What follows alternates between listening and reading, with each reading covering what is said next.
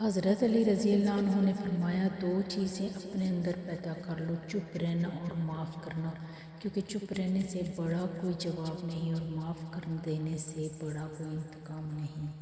مجھے ان لوگوں سے کوئی مسئلہ نہیں جو مجھے پسند نہیں کرتے، مجھے مسئلہ ان لوگوں سے ہے جو مجھے پسند کرنے کا دکھاوا کرتے ہیں۔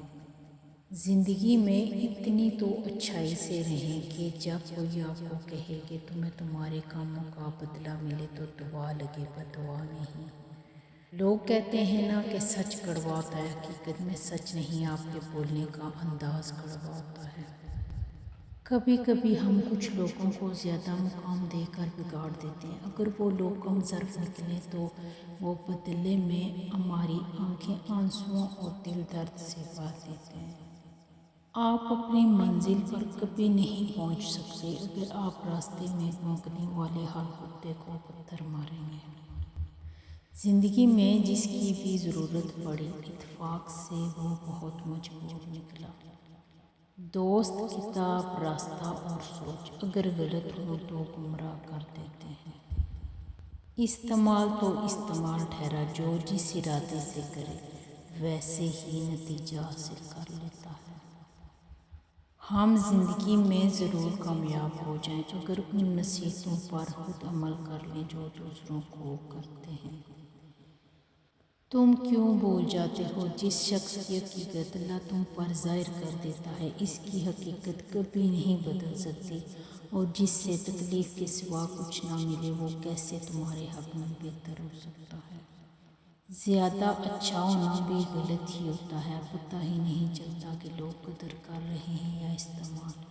اپنے دل پر لگے زخموں کو نظر انداز مت کرو، بلکہ ان کو محسوس کرو، کیونکہ یہی وہ جگہ ہے جہاں سے تمہارے اندر روشنی داخل ہوتی ہے۔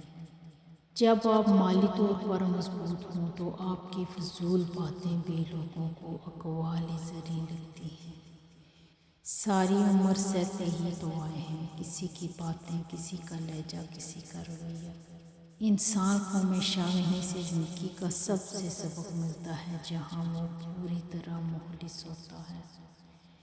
یاد رکھیے، بچے آپ کو دیکھتے اور سنتے ہیں۔ آپ کا رشتہ داروں اور دوستوں احباب کے ساتھ سلوک بچوں میں سرایت کر جاتا ہے، لہٰذا ہر معاملے سے پہلے سوچیں کہ آپ اپنے بچوں کے دماغ میں کیا پڑھ رہے ہیں۔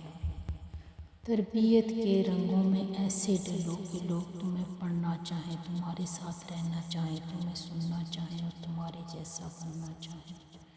اگرچہ مختصر رہیں لیکن مخلص رہیں، کہیں بناوٹی چاہنے والوں سے بہتر ایک مخلص چاہنے والا بہت بہتر ہوتا ہے۔